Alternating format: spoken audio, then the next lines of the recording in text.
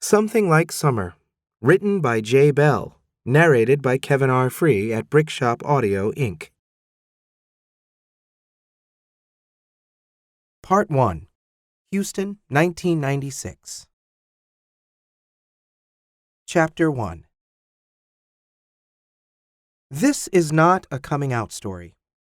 I put all that behind me 2 years ago at the tender young age of 14. I'd known I was gay since I was 12, and my best friend Kevin moved away to Utah. I was heartbroken, which I suppose is considered normal behavior for most kids. After he'd been gone for 2 weeks, I decided to take a Greyhound bus to see him. The guy at the counter wouldn't sell me a ticket, so I tried passing myself off as the kid of a boarding passenger. That didn't go well. The bus driver made me get off, and the station manager called my parents.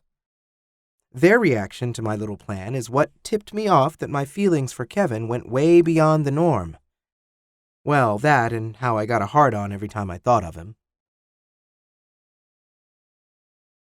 Ben's fingers hesitated above the keyboard of his laptop as he reread what he had just written. He took a deep breath, the ozone smell of the slowly overheating machine filling his nose before he sighed. Why did it always sound so trite when he tried to write about his life?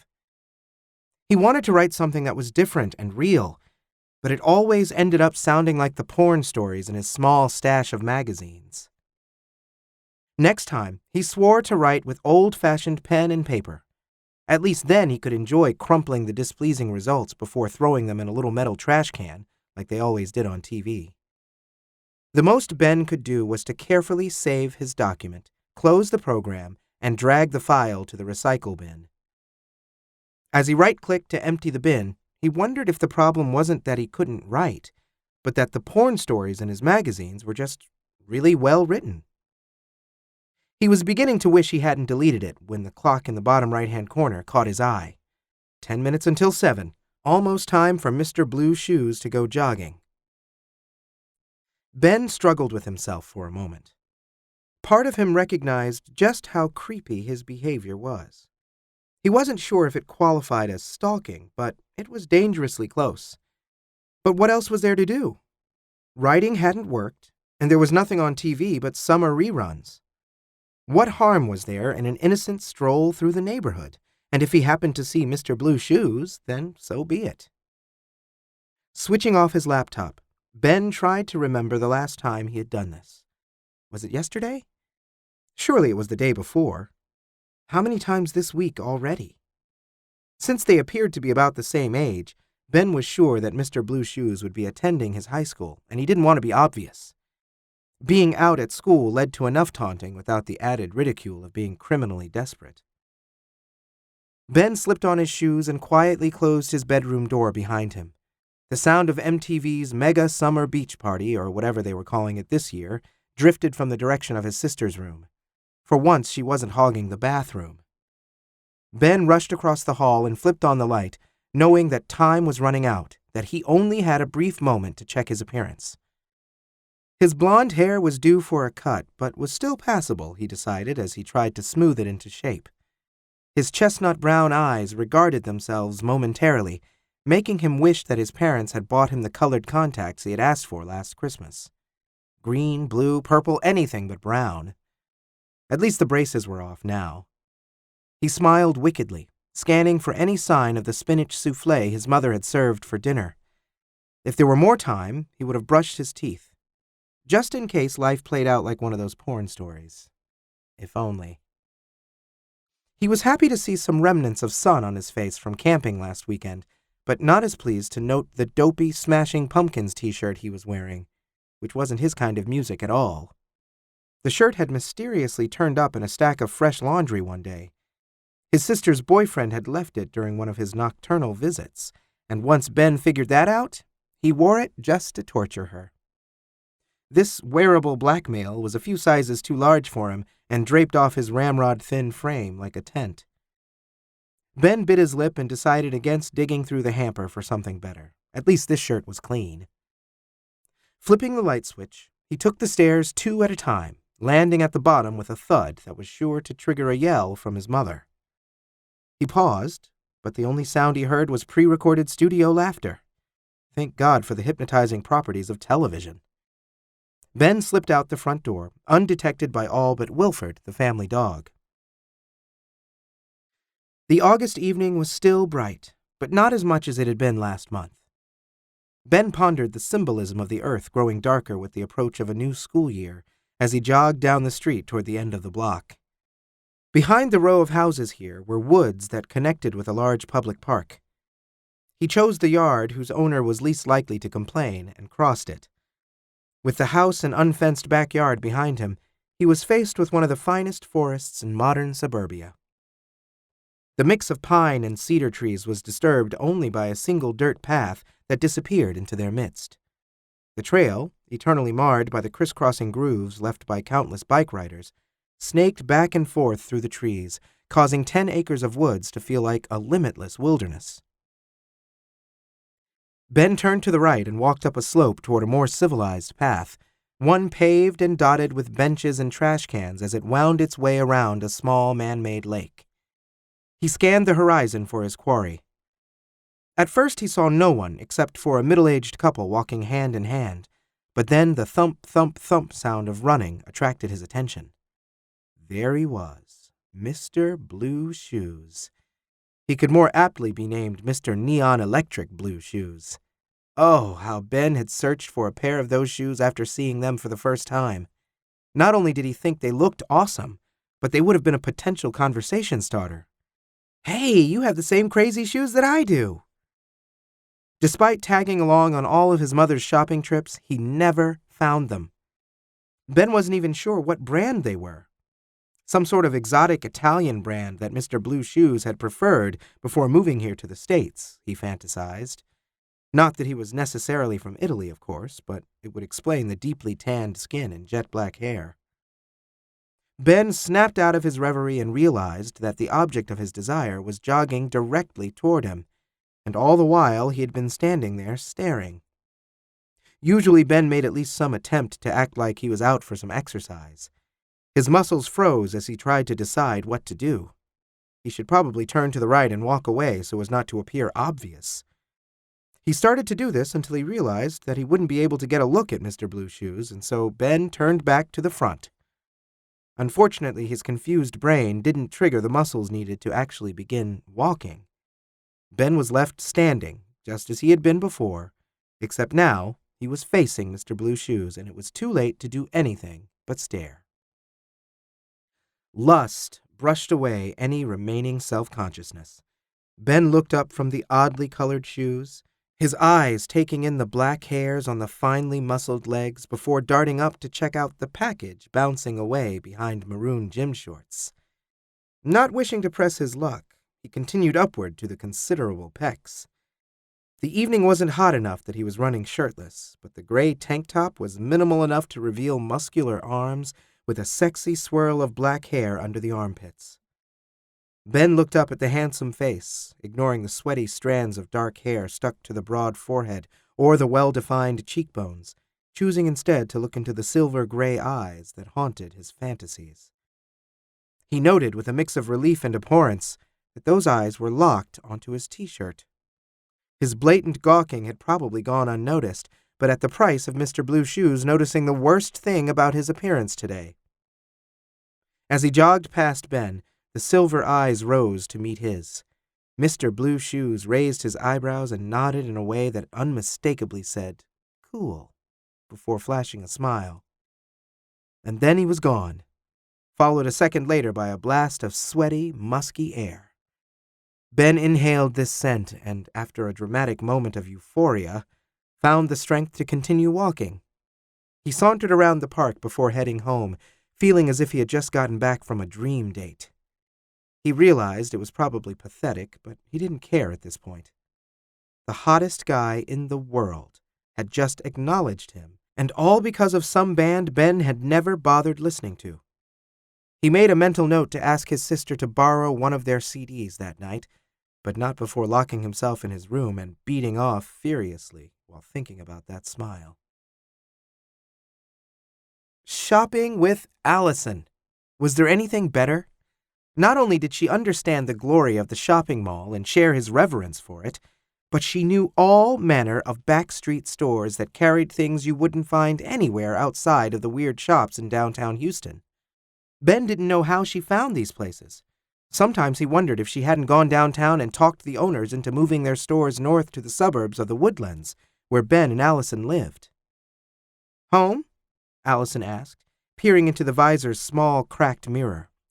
Her expressive eyes tracked the glossy coat of plum-colored lipstick as she applied it to her lips, the shade a perfect complement against her ebony skin. Then she pressed her lips together, flipped the visor up, and turned to Ben. "We can always hit more shops tomorrow. I think we did well for ourselves today." Ben nodded. They had managed to find not one, but 2 pairs of pants that actually hugged his waist tight, instead of having to be cinched to death with a belt. Shirts he wasn't so lucky with, but there was still another couple weeks before school started, and he hadn't checked the second-hand shops yet. Ironically, they always seemed to have more stylish and hip clothes than the retail stores. As the Ford Escort chugged away in an effort to get them home, Ben considered just how lost he'd be without Allison, how her broad smile and the mischievous glint in her eye always kept his spirits high. He loved, too, the jealous glances men gave him when they were out together, mistaking the tall, thin beauty on his arm as being his girl. "Shit!" Allison shouted as the tape player sputtered and squealed. Of course, those jealous guys probably didn't suspect that she could cuss like a sailor as well. Allison jabbed repeatedly at the eject button with total disregard for the road until the player spit up her most recent mixtape. Spools of magnetic strip dangled from it as she held it up. "I stayed up all night listening to the radio to make this stupid thing," she cried, braking just in time to avoid running a red light. "You need a CD player," Ben said. "I need a new car," she countered. As if on cue, a sports car full of teenagers pulled up to the stoplight, the music pounding from their car so loud that it shook the Escort's rearview mirror. Even though the summer was almost over, the car still had Class of '96 written all over it in white shoe polish. "I hope we're not that lame when we graduate," Allison said when the light turned green and the car sped away. "But at least they can listen to music." "There's still the radio," Ben suggested. Allison pointed through the windshield at a broken stub of metal where an antenna should have been. She raised her eyebrows and bobbed her head side to side in the way some black girls did when making a very good point. "Ah, right," Ben conceded. Allison returned her hands to the wheel and her attention to the road before she raised her fine, arched eyebrows and smiled. "Sing for me," she said sweetly. "What do you want to hear?" What's that one called? Take a Chance on Me?" "You mean by ABBA?" Ben asked, failing to hide the disapproval from his voice. "Yeah, the one with the comic strip video and the hot singer." "That's Take On Me by AHA," Ben corrected, feeling relieved. "Just make with the music, pretty boy." Ben smiled, cleared his throat, and began to sing. His voice was his favorite thing about himself. When talking, it sounded as average as could be, but when he sang, his voice flowed like honey. Ben loved to sing. Ever since he was a little boy, he crooned along with his mother's country music while she cleaned, and his father's oldies while he drove. When he was singing, everything in the world felt right to him, as if it magically placed the world in a temporary state of grace. From the gleam in Allison's eyes, he could tell that she felt the same way. She listened to half the song, laughing when he interjected new lyrics for the ones he didn't know, before joining in with him on the next chorus. Her voice was leagues ahead of any other girl at school, the sugar to his honey. Nobody could out-sing the pair of them, which they had proven more than once in choir class last year. Allison stopped singing suddenly and took a sharp right. "Oh my God, have you been down here lately?" "No," Ben said, wishing that they could have at least finished the song. "It's so different now, you won't believe it." Outside the window was a neighborhood full of newly built houses. They were just 3 blocks over from where Ben lived, but he hadn't paid attention to this housing development at all. He vaguely recalled his parents complaining about how these houses were just bigger and better enough to send their own real estate values down. Or up. He couldn't remember which. Either way, they did look nice, even though the yards were bare, aside from the spindly new trees injected into the ground. "This all used to be fields when we were kids, remember?" Allison sighed. "We always used to play here." He did remember, although it was actually Allison and his sister Karen who had played together. He had tagged along a couple of times, but always against their will. A small age difference had ended that friendship. Once Karen was in high school, she felt being friends with a junior high kid would be social suicide, and so Ben was automatically promoted to Allison's best friend. Allison tended to rewrite history, giving all of her memories with Karen over to him, which was flattering, in a way. "Shame about the willow tree," she said, pointing to a tennis court and a small children's playground. "Still, I wouldn't mind living here." "It's all right," he said, as he eyed the 3-car garages and facades with yawning windows that revealed 2-story tall entryways inside. There was something about a new subdivision that Ben found both off-putting and alluring. What he didn't like was how the houses were too new to have any character. None of them had been personalized yet by basketball nets, daring color schemes, out-of-control bushes, or curious lawn decorations. That there were only 3 or 4 cookie-cutter houses in the neighborhood was all too apparent. This was the case with most neighborhoods, but the uniformity was obscured as individual touches over time changed the houses into homes. What Ben liked came directly from what he disliked. The generic template was like a blank sheet of paper, and made it easier to imagine living in any of the houses he might like. In his mind, Ben could choose what color he would paint it, how he would decorate it inside, and even what sort of job he would have and who he would live with. The idea made him yearn to be out of school so he could finally start a life of his own. The buzz of a lawnmower matched the unhealthy sound of the car's engine as they turned a corner.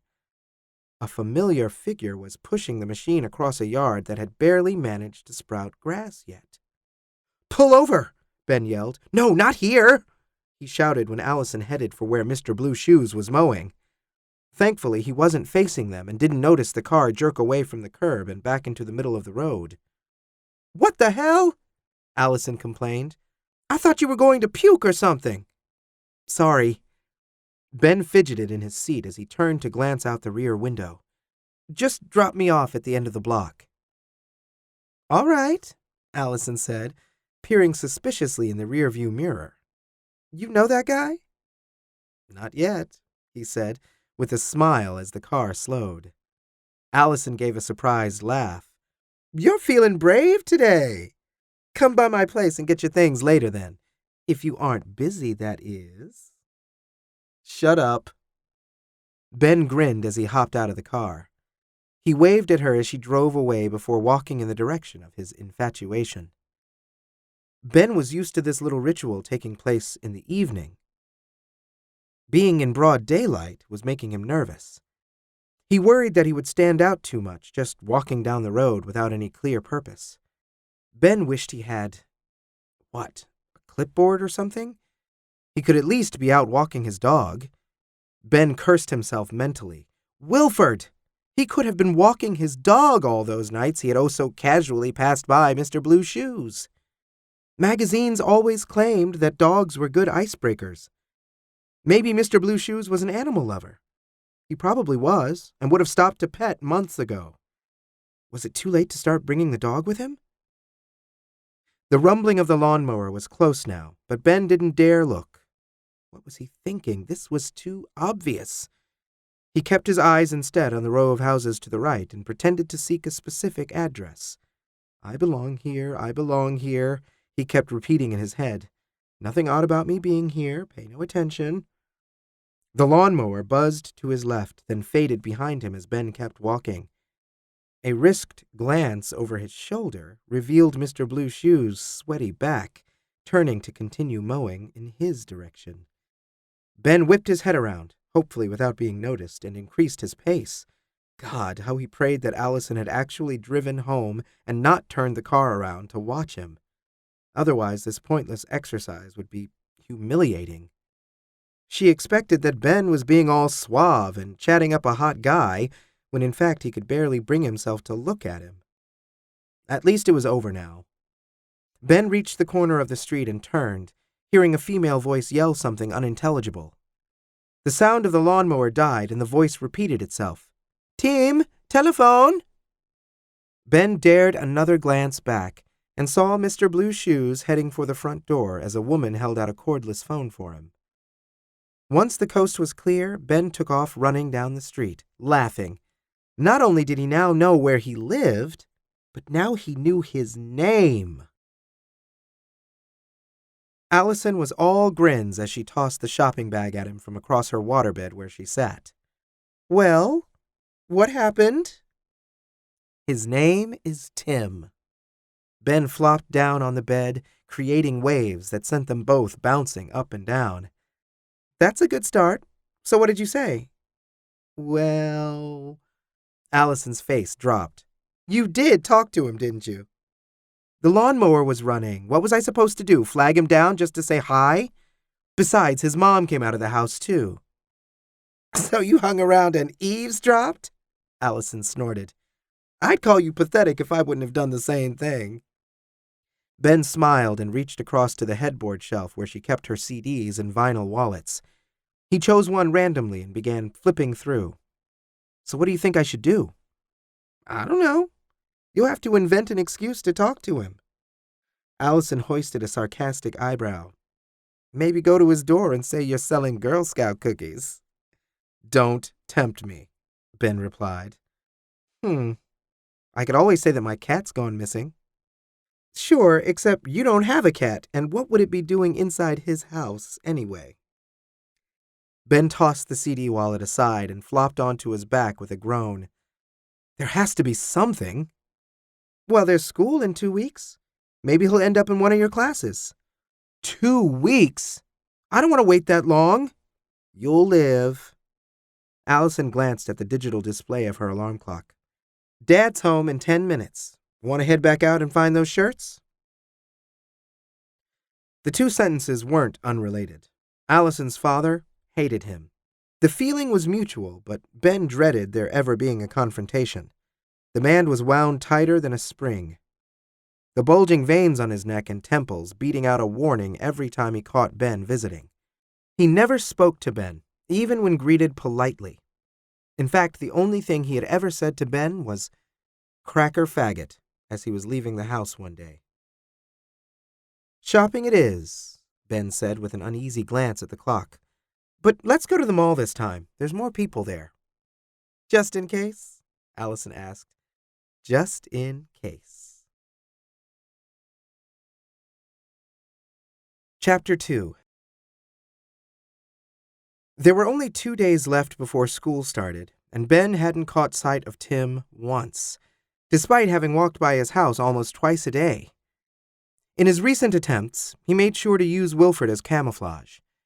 He was simply walking his dog, just like any other chump in the world. This had made Wilfred very happy, but hadn't done anything for Ben, except increase his sense of frustration. He blamed the ungodly hot August weather that had everyone closing their blinds and cranking up the ACs. Narrowing down where someone might go jogging was especially difficult in the woodlands.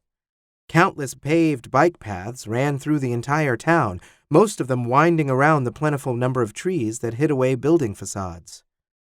Biking across the city without seeing anything more than woods was completely possible. Tim might have stuck to the same path between his house and the small lake when he first moved here, but now he was probably exploring in different directions. Even so, Ben began worrying that Tim was only in Texas visiting family for the summer and had already gone back to wherever he came from. Hoping that his luck would change, Ben passed once again through Tim's neighborhood on his way home. Thanks to a squirrel with a death wish, Wilfred was straining against his leash so hard that Ben didn't even notice the commotion until a voice yelled out with enthusiasm. "Oh, wow! I can't fucking believe it! Oh, sorry, Mom.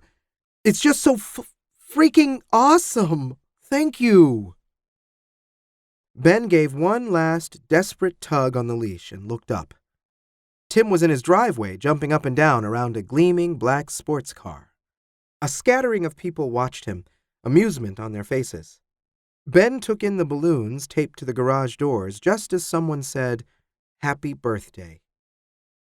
Wilford chose this moment to circle a piece of grass before squatting, bless him, allowing Ben to stand there and gawk openly. "Thank you so much!" Tim beamed across the car at a man who was the right age and build to be his father before opening the door and diving inside. A second later, and the engine exploded into life with a roar. It revved a few times before the passenger window rolled down. "Want to go for a ride?" Ben almost said yes out loud. There was muttering from the family as they debated who would go or the importance of driving safely.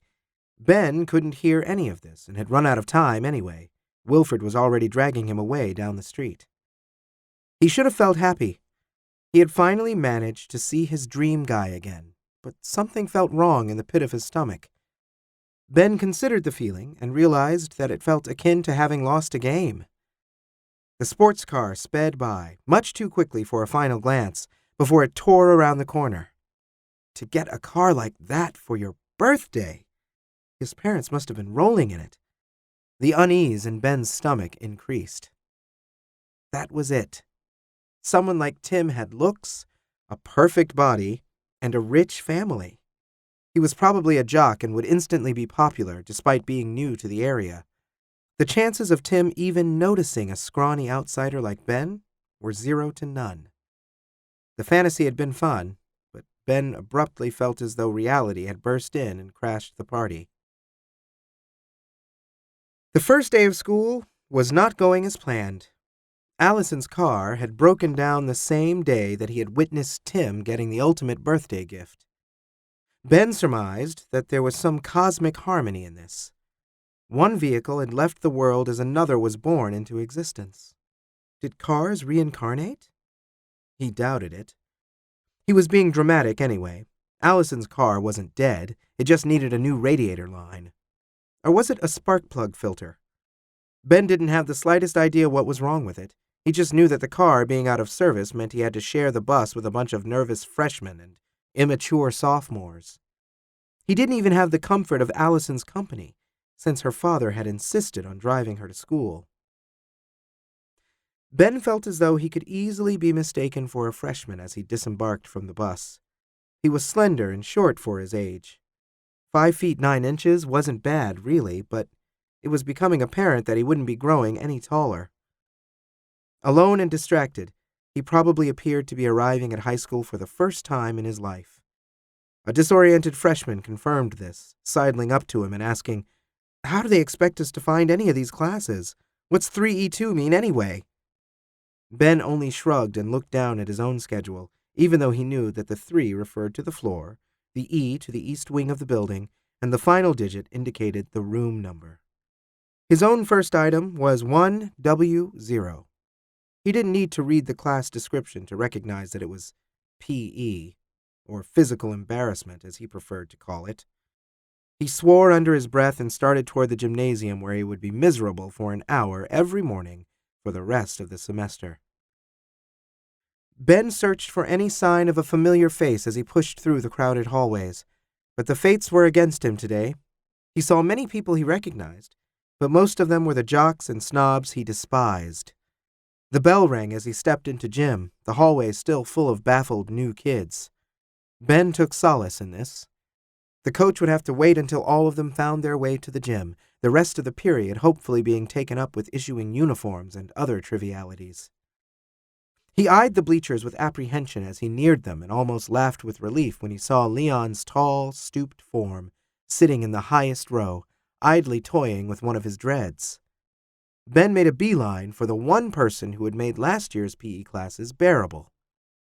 He made it to the top row of benches unscathed, even though some idiot tried to trip him along the way, and sat down next to Leon, enjoying the aromatic scent of marijuana that surrounded him like cologne.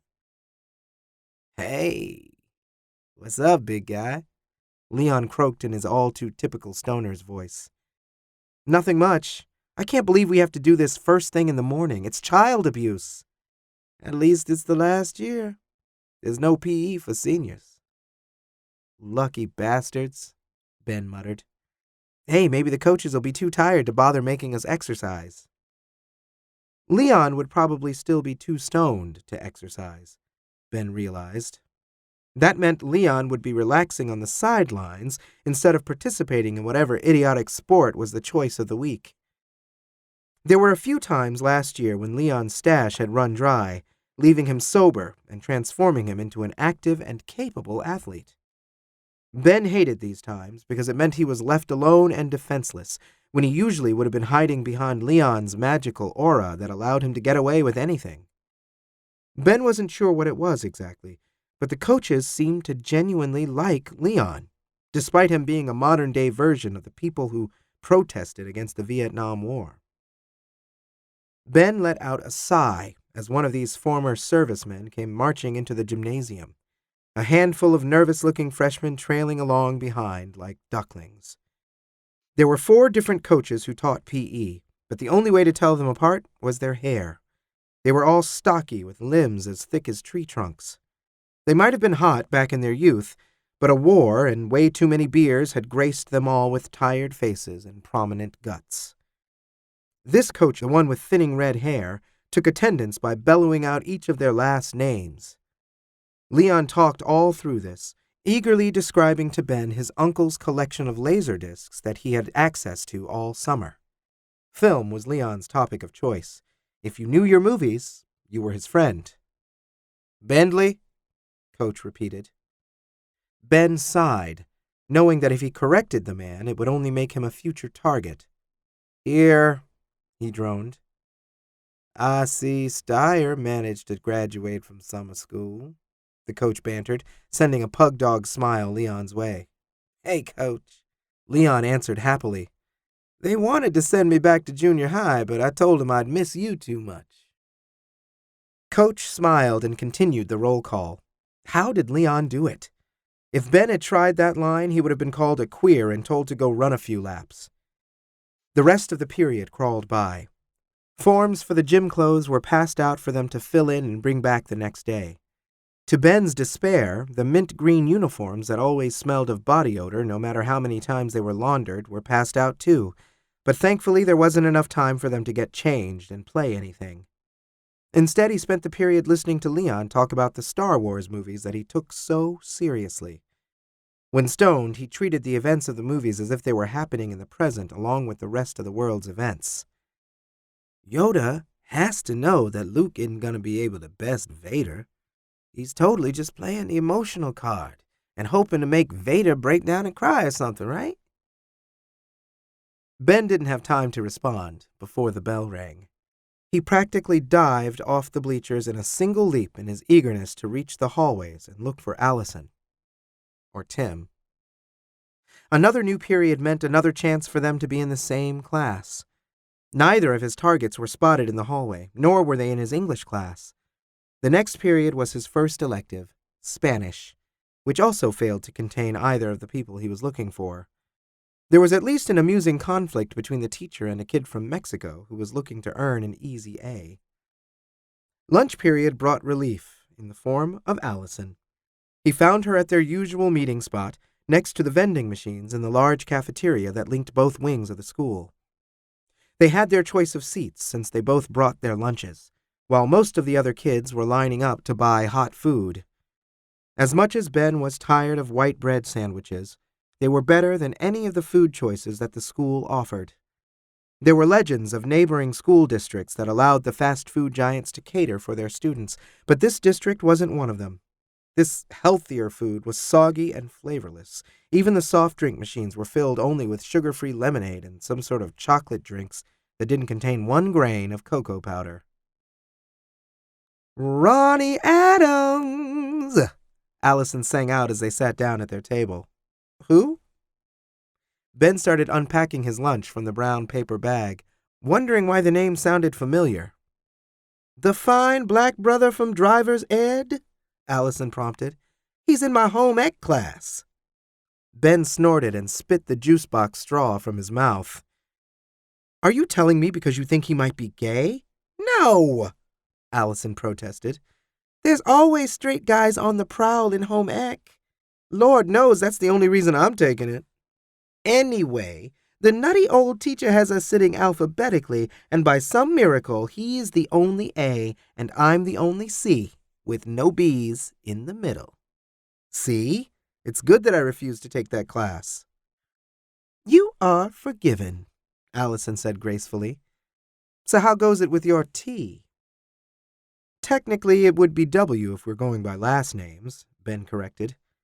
He had long ago scoped out Tim's mailbox and discovered that his family name was Wyman, although thus far he had resisted scrawling Ben Wyman on any of his notebooks.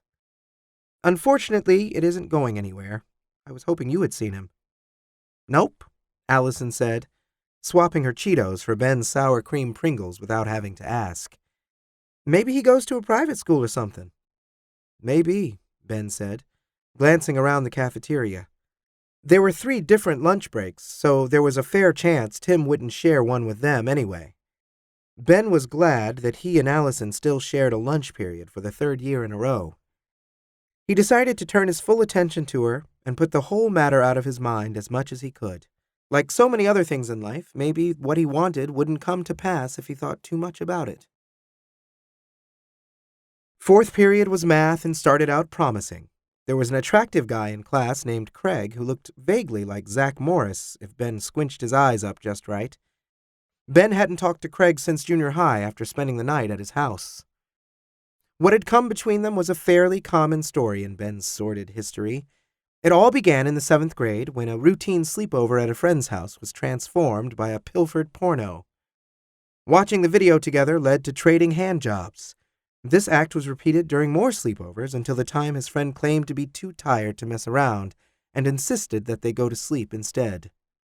This confused Ben until, after some less than casual tossing and turning, it became obvious that something was expected from him. Ben happily went down on his friend that night for the first of many times, although the favor was never returned. Eventually, word of Ben's noble deed began to spread around the school, and guys he barely knew were inviting him to stay over. The same routine was played out over and over again, with his hosts usually pretending to be asleep, on their backs, with their pants down. It was, needless to say, a very exciting time in his life. The demand for his services came to a screeching halt when he decided to come out of the closet halfway through the school year. Suddenly, none of the boys, including the friend he first started experimenting with, wanted anything to do with him. Craig was one of the last guys he had messed around with before going public, and they hadn't spoken since. Until today, that is. Instead of refusing to make contact, Craig greeted him warmly and even chose a seat next to his. Hope began to burn in Ben's chest that Craig had come to terms with his own sexuality, which turned out to be true, but not in the way he expected. Craig soon began ranting about the girlfriend he found over the summer. Obviously, their relationship had confirmed his heterosexuality and made it possible to deal with the experimental phase that was now behind him. No doubt getting laid regularly helped with this. Ben was mildly disappointed, but happy to have a friend to make an otherwise boring class more entertaining. 5th period choir meant not only being with Allison again, but being surrounded by people he had known for years. Choir was made up of either weird artistic types or religious sorts who also sang in church. Despite the 2 different backgrounds, everyone got along and the atmosphere was always relaxed. Their teacher, Mrs. Hammond, had enjoyed minor success on stage earlier in her life and also taught drama. She took singing and acting very seriously, but was also a very disorganized person who rarely bothered to direct the class. Today she seemed as reluctant to start the school year as her students, and was fine with letting the hour pass without her interference. Ben and Allison spent this time catching up with everyone they hadn't seen since spring, and exchanging juicy bits of gossip that had occurred over the summer. The final class of the day was science. Ben walked to it slowly, feeling like Charlie from the Willy Wonka movie. This was the last possible chance to have a class with Tim, his last shot at a golden ticket and the amazing behind-the-scenes factory tour that came with it. In his mind, he was pulling back that candy bar wrapper as slowly and carefully as he would like to undress Tim. He stepped into the door just as the bell rang and stood there, waiting for his dreams to become reality.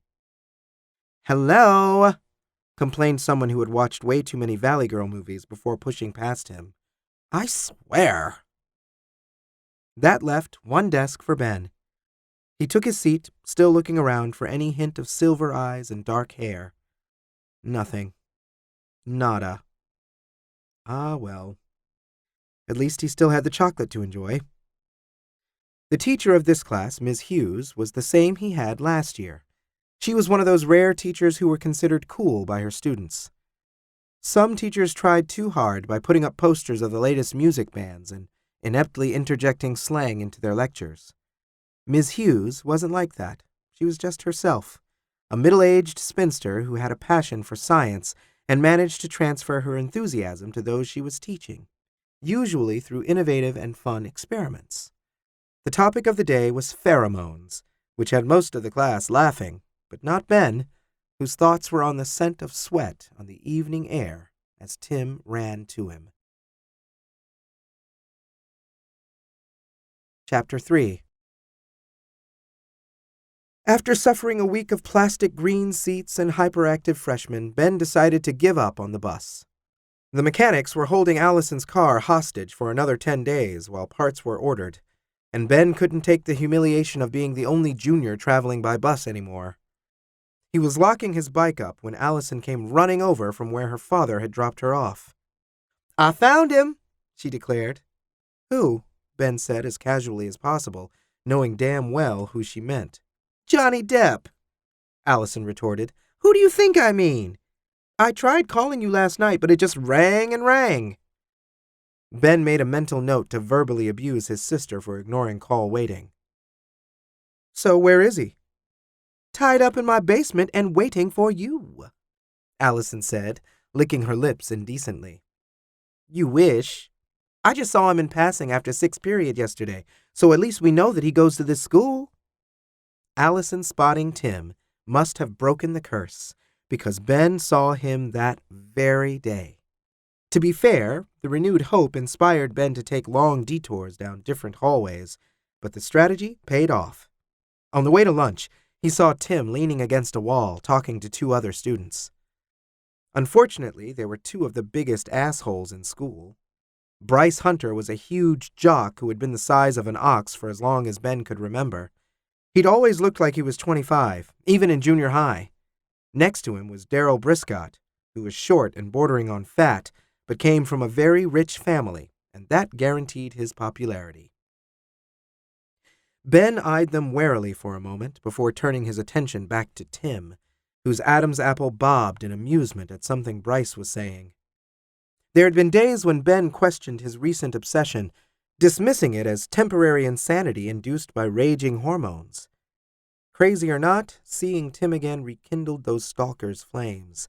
He was everything, absolutely everything that Ben looked for in a guy, from the outside at least. His choice of company cast doubt on everything else. "Timmy," squealed a voice that would test even the patience of pigs.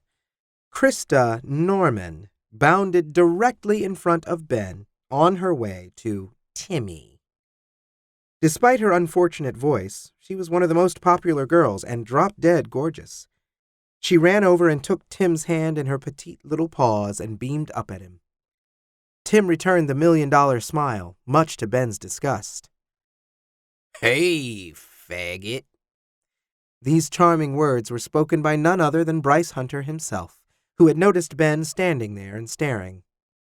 Any chance of resisting the oncoming blush was ruined when Krista added, "He really is, you know." Ben risked a glare at Bryce and a sarcastic little wave to Krista as he walked away. Figuring there was nothing more to lose, he glanced at Tim one last time as he went. Tim appeared amused, returning Ben's funny little wave. The gesture was genuinely cute when he did it, which made Ben twice as angry. Why couldn't people's insides match their outsides? The world would be such a wonderful place if the nicer someone was, the more beautiful they became. Jerks like Bryce and Daryl would be disgusting, pus-covered trolls, and everyone would see them for what they were. Tim, too, if these were the sort of people he chose to hang out with. Instead of the princely appearance, he would be ugly, hunched, and so wretched-looking that Ben never would have noticed him. Or if Ben had, he would have at least known right away that Tim wasn't worth all the emotions and fantasies that he had wasted on him. Ben was having one of those days, a parade of unpleasant events that began in the morning.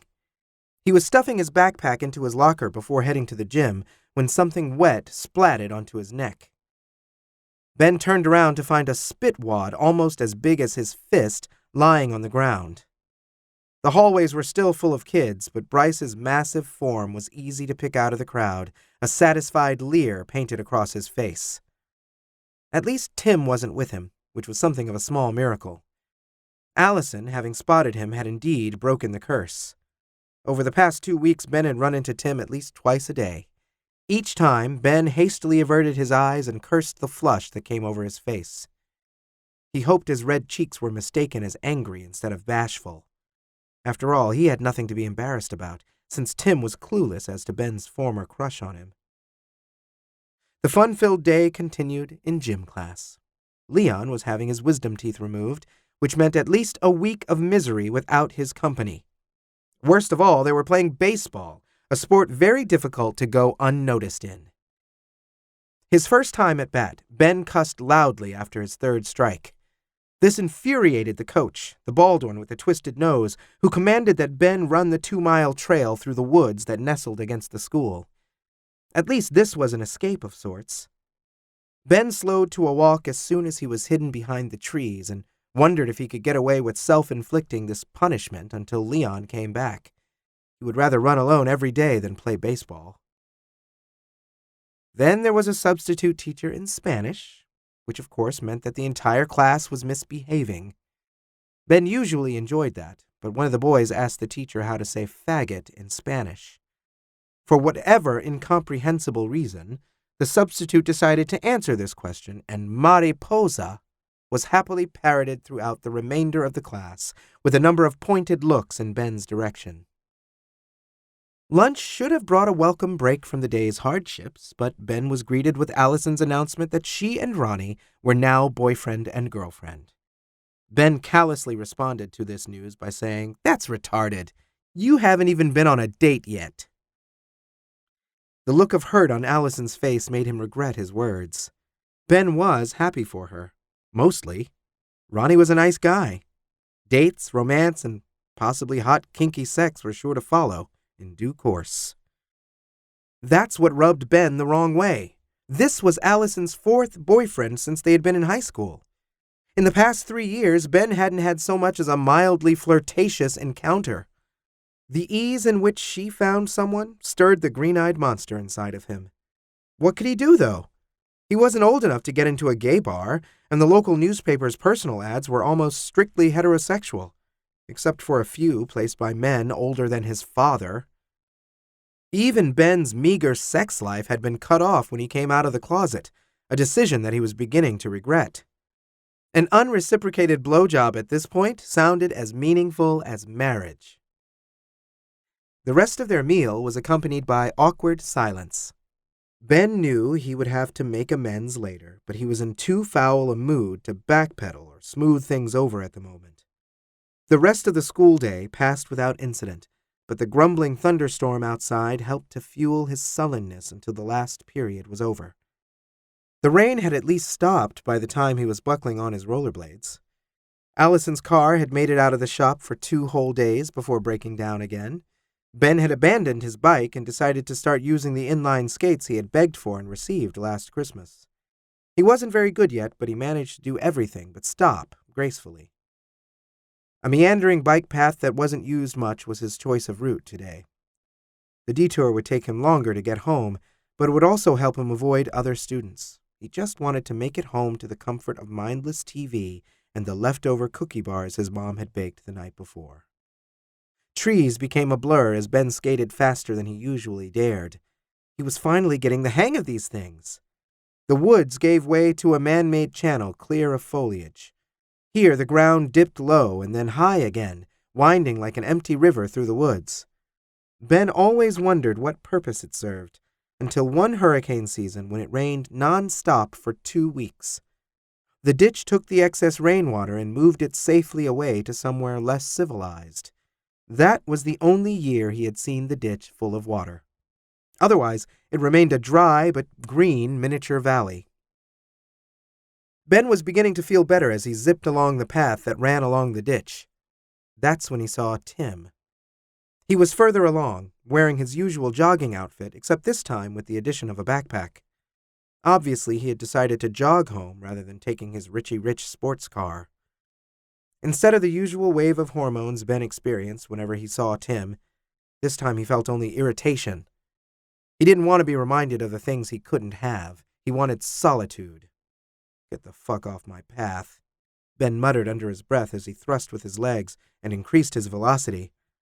He felt like a bullet shot from a gun, and right now he wanted nothing more than to barrel into Tim and knock him aside without even so much as a backwards glance.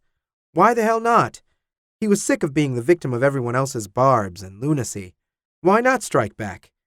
He wouldn't knock Tim over, but he could at least give him a scare by cutting directly in front of him, maybe jostling him a little bit in the process. Ben grinned with wicked determination as he neared, but at the last moment he began to panic. There simply wasn't enough room on the path to pass by safely, at least not at this speed. Maybe a skilled skater could have done it, but Ben was still too green. He was more likely to veer off the path and injure himself. Tim was less than 10 feet away when Ben decided to abandon his reckless course of action.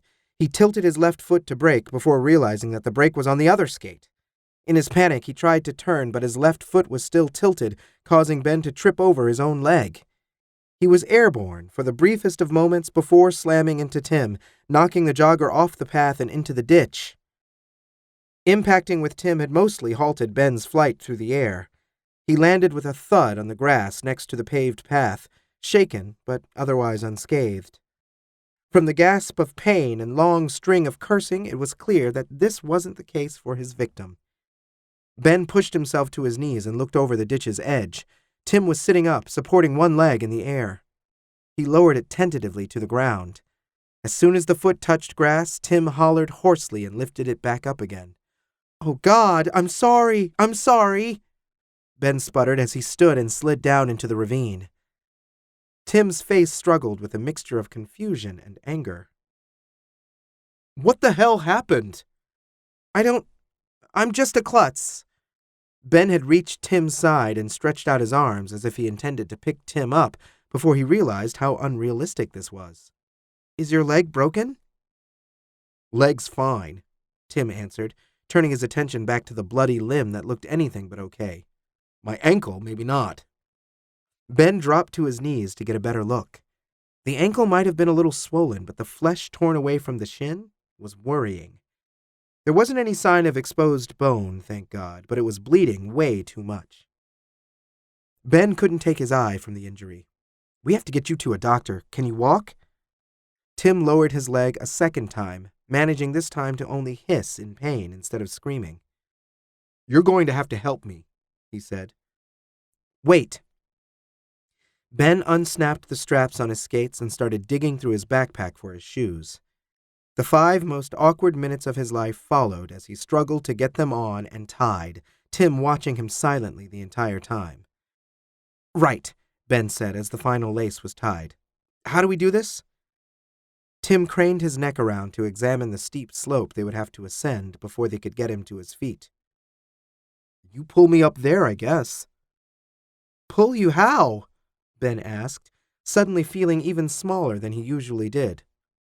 "Just grab me under the arms and pull. I'll try to help as much as I can." Ben got into position behind Tim. There was a very silly moment where he stood and stared. Both of Tim's arms were raised to his sides as if he were going to start flapping them in an effort to take flight. Ben felt like asking if he really had permission to touch him before he remembered the seriousness of the situation. He hooked his arms underneath Tim's armpits and pulled. He only managed to heave the victim of his idiotic actions half a foot, but on the next attempt, Tim kicked with his good leg, bringing the movement to a little more than a foot. They proceeded in this manner until they were both on level ground again. Ben was breathing hard from the exertion, Tim most likely from the pain. After a moment of rest, they tackled the job of getting Tim upright. They managed after a brief struggle, with Tim putting pressure on the injured leg twice more out of habit. Soon enough, he was stooped but standing, with one arm over Ben's shoulders. They tried a few experimental hopping steps and made it to the sidewalk. "I guess we make it to the nearest house and have them drive me home," Tim said. "Your house is really close if we cut through the trees there," Ben said without thinking. His right arm was around Tim's torso, and he could feel the muscles tense in reaction. How could he have been so stupid? Not only had he revealed himself as being an insane psychopath who physically lashed out at boys he liked, but he had followed it up with confirmation that he was a stalker to boot. "Let's go, then," Tim muttered a moment later, choosing not to question how a stranger would know where he lived. The effort of holding Tim up was a welcome distraction, both to the self-deprecating thoughts going through Ben's head and the excitement of being so intimately close to him. Now was not the time or the place to get aroused over physical contact, and Ben was determined to end the day with only 2 strikes against his sanity instead of 3. They shuffled through the brief width of woods until they reached a wooden privacy fence, the only thing that stood between them and the civilized suburbs beyond. A glance left and right confirmed that any neighboring houses had the same barrier installed against the wilderness outside. "Fuck," Tim swore. "How much further would it be if this fence wasn't here?" "Half a block," Ben said, looking away to hide his embarrassment. "Support me," Tim said, after hopping one step closer to the fence and reaching out to grab the top of it. Ben thought he intended to climb over, but grabbed on tighter to his torso when Tim began to pull instead. He almost toppled backwards when the plank gave way to Tim's efforts and came loose, swinging to the side as it fell. This process was repeated for a second time, and then a third, creating just enough of a gap for them to squeeze through. Tim went first, holding on to the top of the fence for support once Ben let go of him. He stumbled on his way through and landed on his ankle, screaming as he righted himself. Ben hurried through to assist him, feeling that the owners of the house would hear the commotion in their backyard and come to help. As they made it halfway across the lawn, they could see through the sliding glass door that the house was empty, having not been sold yet. At least they wouldn't have to explain the vandalism. They made it through the gate to the front yard, not encountering another living soul as they made their way down the sidewalk. That was the funny thing about the suburbs. So much trouble went into a neighborhood looking as presentable as possible, but rarely was anyone there to appreciate it. Hire a boy to cut the grass and pull up to the mailbox before parking in the garage. Ben wondered if most of his neighbors had ever set foot on their own lawn. No, the suburbs were all prettied up and left to sit alone, like a beauty queen awaiting an audience that would never come. Ben tried to smooth over his earlier revelations by feigning ignorance as they reached Tim's house. "Which one is yours?" he asked. "You tell me," Tim said smartly as they turned to hobble past his car. "Is anyone home?" Ben asked, partly out of concern, but mostly to change topics. "No." "Then shouldn't we drive straight to the hospital?" "I just need to take my weight off it," Tim said irritably as they reached the front door, which was unlocked. They stepped into cool, dark air conditioning. The curtains in the house were mostly closed to help keep the Texas heat at bay. Tim flipped a few light switches and led them to the living room, which was tastefully decorated, but very, very unwelcoming. The room had the soulless presence of a model home. Sure, it looked nice, but it was obvious that no real living went on there. They reached a pale, peach-colored couch that Tim eased onto. As he settled onto the piece of furniture that was probably being used for the first time, he sighed contentedly. "There's a first aid kit in the bathroom," he said. "Bring me a wet washcloth. A towel, too." "Where is it?" Ben asked. "I'm surprised you don't know already. It's right down the hall on the left." Ben hurried out of the room, mentally chastising himself for triggering a series of events that would haunt him for his final years of high school. He found the bathroom, a simple affair reserved for guests, and collected the items that were requested. "Are you sure we shouldn't go to the hospital, or a doctor at least?" he said as he re-entered the living room. "No need." Tim took the washcloth and began patting at the crust of dried blood on his leg. "Same thing happened to me freshman year. I still have a brace upstairs and everything. It's not a big deal. A couple of days with that on and I'll be fine again." Ben had to admit that the leg was looking better now that much of the blood had been cleaned up. Once bandaged, it probably wouldn't need medical attention. The ankle was a different story, swollen on each side like a chipmunk's cheeks and turning a dark, unhealthy color. "It's just, thanks for helping me get home," Tim interrupted. The finality in his voice was clear. Ben was expected to leave. He turned to do so, spluttering more clumsy apologies as he went. He stopped and turned at the door. "Are you sure you're going to be all right? When do your parents get back?" "In about 2 weeks." Tim grimaced as he wrapped the cloth bandage around his shin. "They're in Switzerland." Ben swallowed, but it failed to flush away the guilty taste in his mouth as he left the house and began his walk home. Chapter 4. Ben was back in front of Tim's door, a book tucked under one arm. He had done nothing but worry since he had left a few hours ago. First, Ben had returned to the scene of the crime where he had so carelessly left his rollerblades. They were still in the ditch, not far from a sharp, blood-spattered rock that jutted out of the ground. At least the culprit for the shin injury had been discovered, Ben thought, well aware that he was trying to shift the blame away from himself. Once he was home, he declined his mom's invitation of a snack and instead went to his room. Ben anguished over the foolishness of his actions for the better part of an hour before his self-pity gave way to a growing concern for Tim's well-being. A million nightmare situations played out in Ben's head, the worst being that Tim would contract some sort of infection and have his leg amputated or would die. The morbid medical fantasies piled up until Ben decided to seek out facts from his mother's family medical guide. The gruesome book had provided Ben with hours of entertainment as a kid. Not only did it show nauseating pictures of diseases in their most advanced and repulsive stages, but it also featured self-diagnosis charts that were all too easy to navigate successfully. Ben had previously utilized their wisdom to diagnose himself with everything from vaginal yeast infections to critical brain tumors. Now, for the first time, he was turning to it with all seriousness. What Ben had learned had brought him scampering back to Tim's house. Stomach bubbling nervously and palms breaking out in sweat, Ben rang the doorbell. Someone called out in response.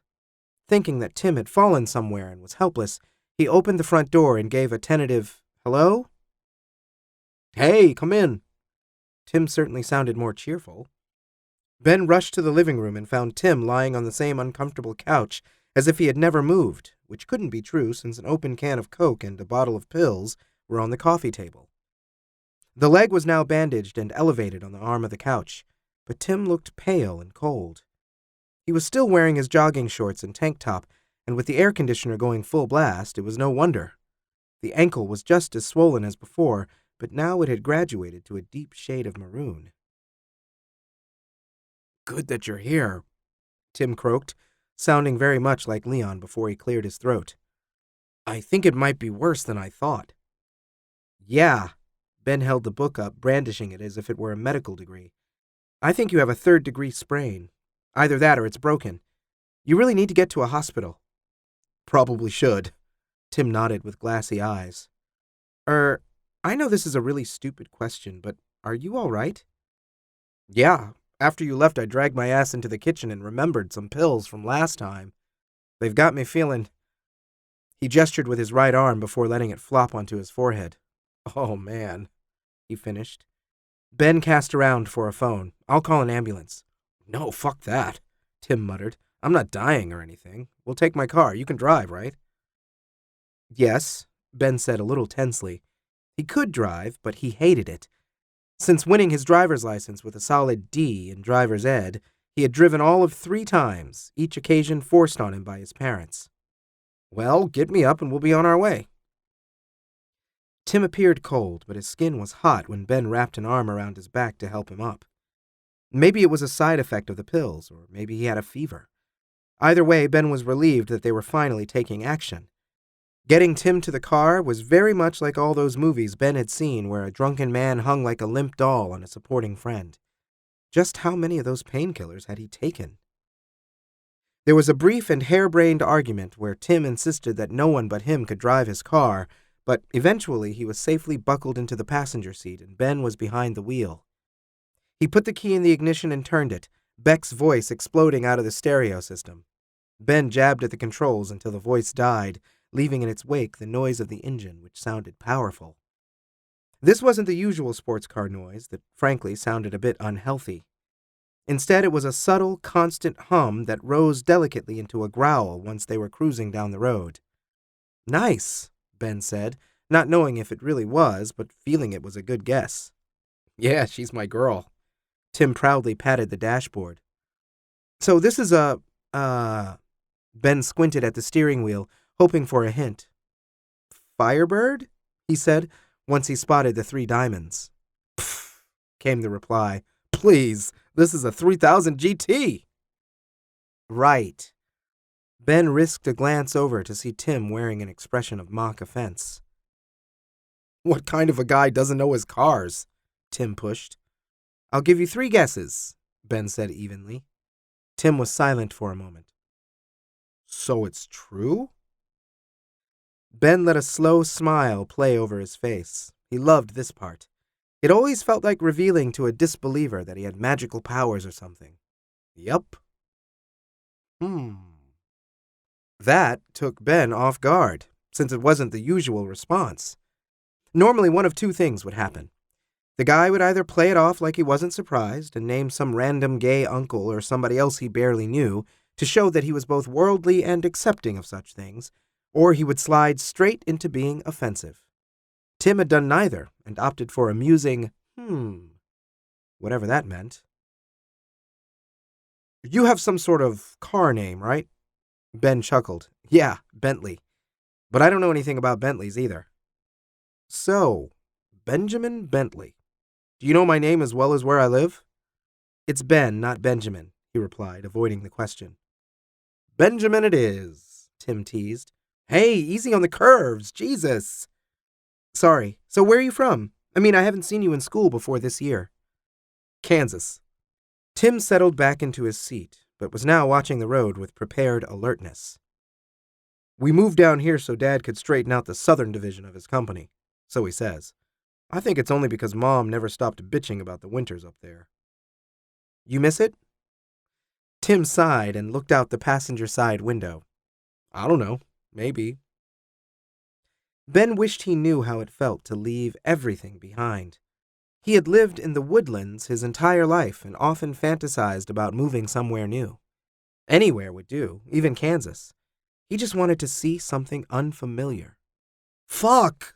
Tim yelled. Ben snapped out of his daydream in time to avoid hitting the car ahead of them that had slowed at a stop sign. He swung into the empty oncoming traffic lane and barreled through the intersection to the angry honking of an old pickup truck. He hit the gas again to make it through before they collided with anyone and veered back into the proper lane on the other side. "Pull over," Tim growled. "I'm driving." "We're almost there." Ben's nerves were steady as steel. Something like this happened every time he drove. Ben pulled up and stopped the car at the hospital's emergency entrance where wheelchairs were scattered around aimlessly, like shopping carts at a supermarket. Once he had Tim settled into one of these, Ben got back into the car and parked it, having to brake suddenly at one point to avoid hitting an old lady. "It's no wonder you ran me over," Tim said as Ben pushed him toward reception. "They shouldn't let you near anything with wheels." Clipboards and paperwork occupied the next half hour, followed by a heated debate with the receptionist as to why Tim didn't know what sort of insurance coverage he had. Eventually, everything was handed in, and they were left to wait with a number of other patients with minor injuries. Tim became withdrawn again as they waited, his head leaned back, and his gray eyes focused on the ceiling. His jaw clenched occasionally. Ben watched, counting the seconds between each clench like he did with thunder to measure the closeness of a storm. There was the slightest hint of stubble on the line of his jaw. Ben wanted to reach out and trace his finger along his skin to see what it felt like. "I hate doctors," Tim murmured. Do you want me to hold your hand? Ben asked with a straight face before he and Tim both burst into laughter. I really do, Tim insisted. Hate doctors, I mean. You have no idea. Oh, I might, Ben said with a smile. One of the few times I was in the hospital as a kid was for a couple of fillings. Like for your teeth? Tim sat up and looked at Ben. Yeah, I screamed and bit my way through so many dentists that it was the only option left. I was terrified. Once they got me there, I ran away before the procedure began, hospital gown and all. How old were you? This was last week. You're full of it, Tim chuckled. Ben grinned back at him. Seriously, though, I must have been 9 or 10. Eventually, my dad came to find me, and they had to put me under with a shot to the butt. What, did they shoot you with one of those tranquilizer guns like in Jurassic Park? Something like that. Wyman, a nurse called, glaring at the waiting room impatiently.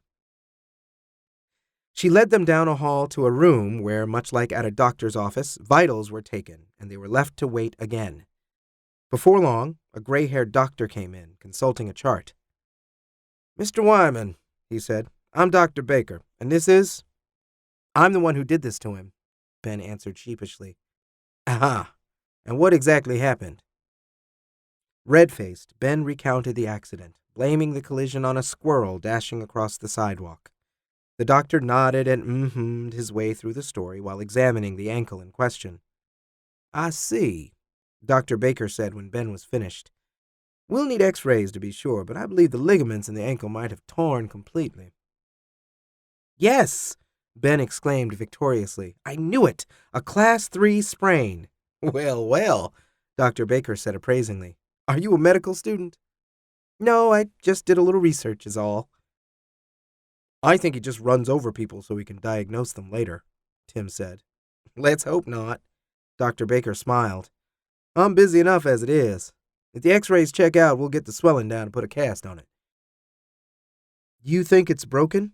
Tim asked. Casts aren't just for broken bones. We need to keep the ankle protected and in position so it can heal. We'll have it off in a couple weeks, don't worry. I'll need to inform your parents about this, of course. They're in Switzerland, Tim said, scowling at his ankle as if it had betrayed him. Dr. Baker adjusted his glasses. Any other family in the area? Nope. My family can take care of him until they're back, Ben offered. He had no idea if they would actually be willing to, but it didn't really matter. He would find some way of making it work. So much for parental consent, Dr. Baker said with a sigh. He consulted the clipboard. The good news is that we managed to track down your insurance information. However, with your parents out of town, I would feel better if you stayed overnight. Ben's stomach grumbled, prompting him to look at his watch. It was well past 8, and he had promised to be back in half an hour when he had left to check on Tim. He wasn't likely to get in trouble, but he didn't want to raise suspicion that something was up. And what was up, exactly? Ben felt he was on the verge of something big. In front of him was a guy who needed his help, with no friends or family in the area to look out for him, except Ben. As dubious as the methods had been, he now stood a good chance of getting close to Tim. He didn't want anyone intruding on that now. If his mom found out what was going on, she would probably hire a nurse to take care of Tim, but Ben had a different plan in mind. I have to get home, he said, but I can pick him up tomorrow. I suppose, Dr. Baker said. Could you please bring the number of his parents' hotel with you? Or better yet, phone it in tonight. Absolutely, Ben lied. Wait, you're taking my car? Tim sounded panicked. It's not like you can use it, Ben said, happily patting the pocket that held the keys. See you tomorrow, Tiger. A few minutes later, Ben was sitting in the something-or-other 3000 GT with a big smile on his face. The next few weeks were going to be very interesting indeed. This has been Something Like Summer, written by J. Bell, narrated by Kevin R. Free at Brickshop Audio, Inc. Copyright 2011 by J. Bell. Production copyright 2013 by J. Bell.